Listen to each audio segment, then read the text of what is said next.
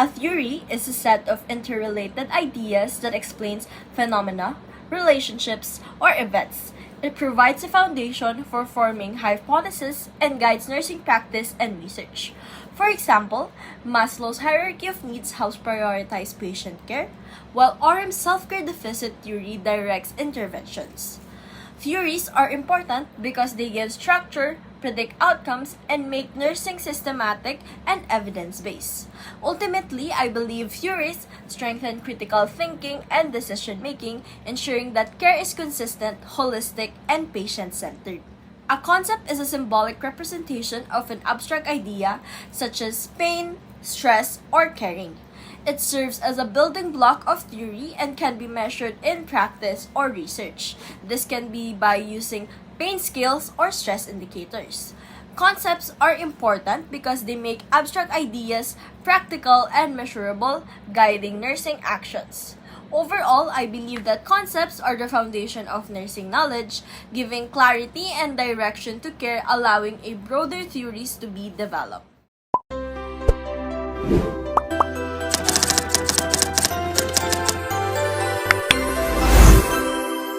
Conceptual framework.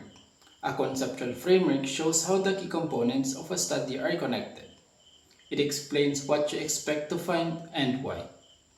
Its purpose is to help you organize ideas, variables, and relationships that you want in your study.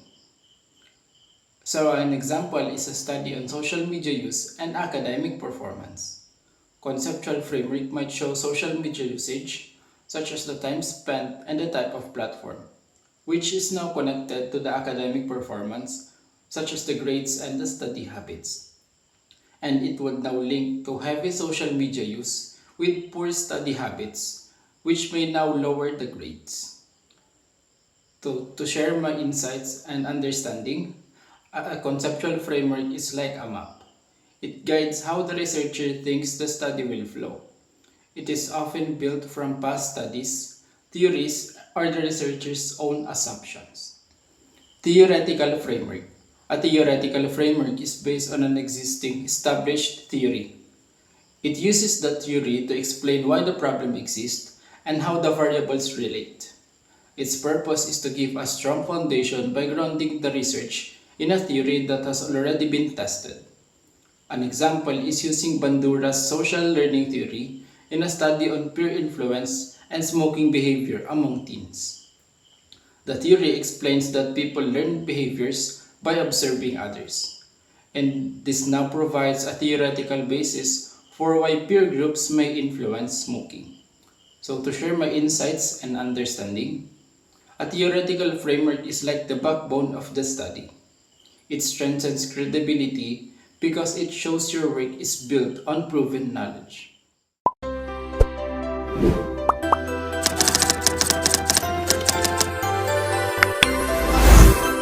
Next, let's talk about model.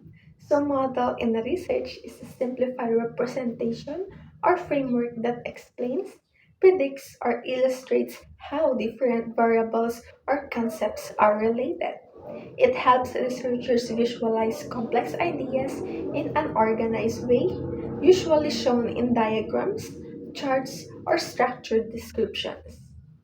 Models serve as a guide for conducting research and interpreting findings. So, nursing models are based on theories like Orem's self-care model, Roy's adaptation model, or Newman's system model. And they give nurses a structured way to assess patients, plan interventions, and evaluate outcomes. In short, a model in research is a structured framework that helps explain relationship between ideas or variables. In nursing research, models guide how care is studied and practiced, ensuring nursing interventions are systematic, evidence-based, and patient-centered.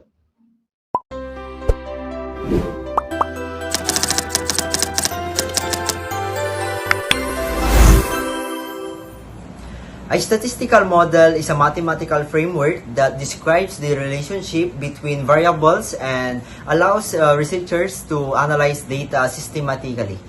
In nursing research, it is highly important because it supports evidence-based practice, predicts patient outcomes, improves the quality of care, and aids in decision making for both clinical practice and healthcare management. For example, regression analysis may be used to examine how nurse-to-patient ratios affect recovery rates.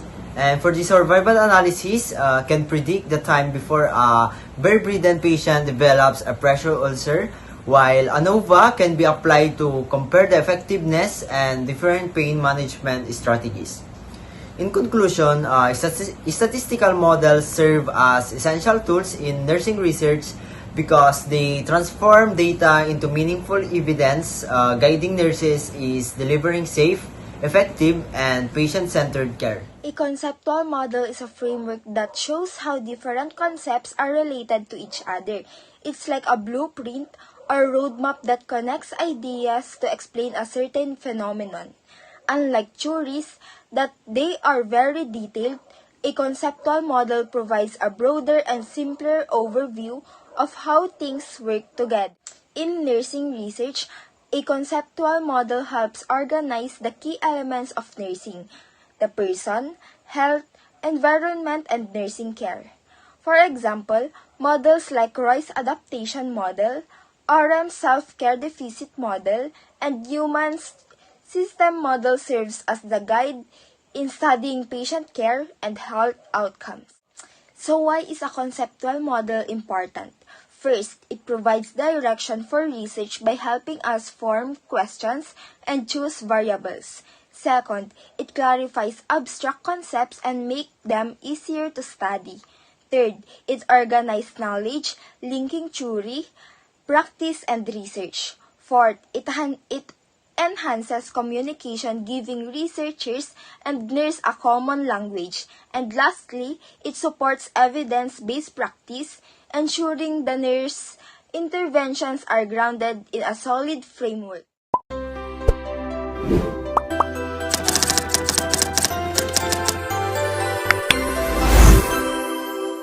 A construct is an abstract concept or idea that researchers study. Unlike simple facts, constructs are not directly measurable. Instead, they are understood through signs, indicators, or behavior.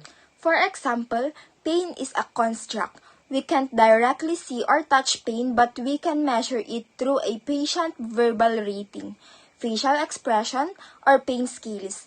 Another example is anxiety, which can be measured through questionnaires, behaviors, and psychological responses. So why are constructs important in research? First, they are the foundation of theories and models serving as the building blocks of research. Second, they guide measurement, helping us to choose appropriate tools and instruments. Third, they clarify research variables, making abstract ideas easier to study. And lastly, they connect theory to practice, turning concepts like quality of life or patient satisfaction into measurable outcomes for better nursing care.